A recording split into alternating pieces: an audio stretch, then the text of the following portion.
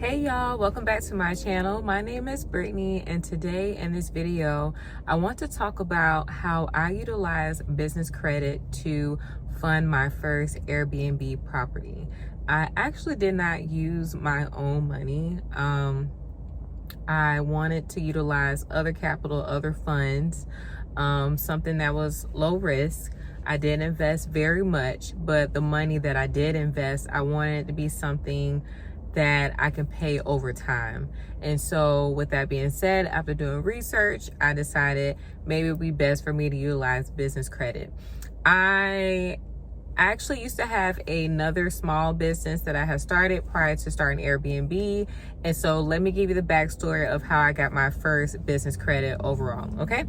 So getting straight into the information, the first business credit card that I actually was approved for was a Chase business credit card.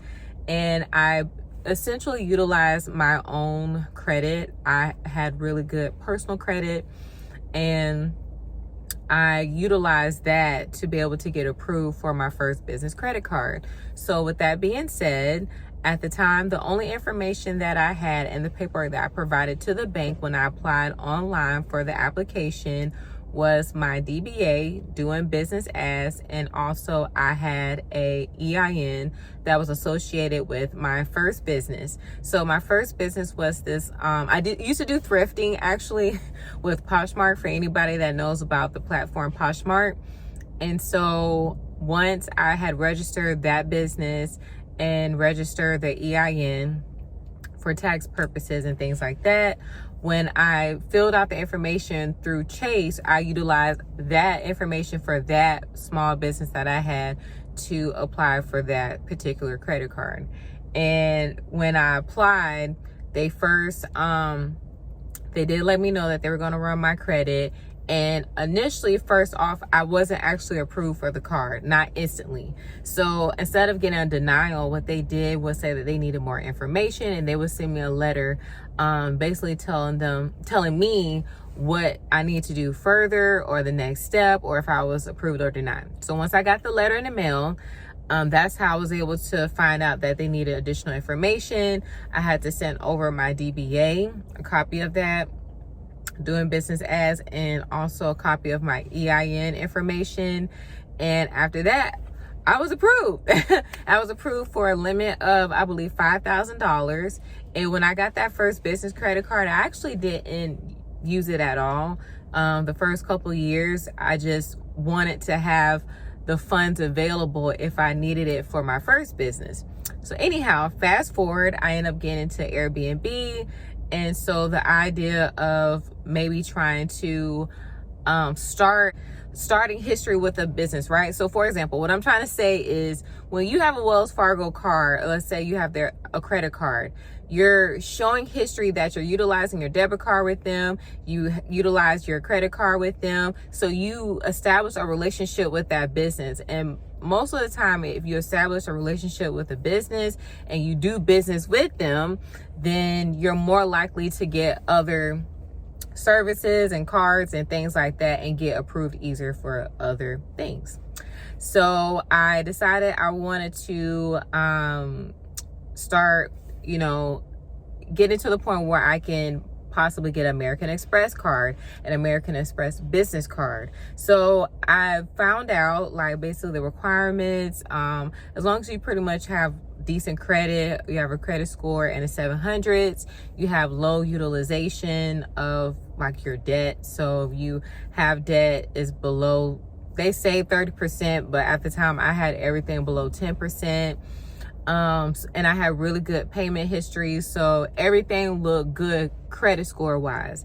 So instead of going straight into getting a business credit card with American Express, I went ahead and got a personal credit card with American Express, and I was approved. Low limit, it wasn't a very high limit at all. I think it was either $3,000 or $5,000, and I utilized that for maybe 4 to 6 months. I would purchase something, pay off the balance. I had no balance on my American Express personal Blue Cash card. Once that time had passed, and American Express had history that I was utilizing their products and services, Then I went ahead and applied for their business credit card, okay? At that time, mind you, there's a couple of details I do need to add into this.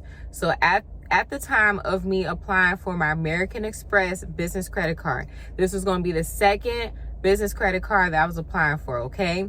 I already had one business credit card. However, that first one that I had with Chase was associated to a whole nother business that I had previously. When I was going into getting a credit card with American Express, at that time I had already established my LLC for my Airbnb. I had a EIN that was associated to that Airbnb LLC business that I had.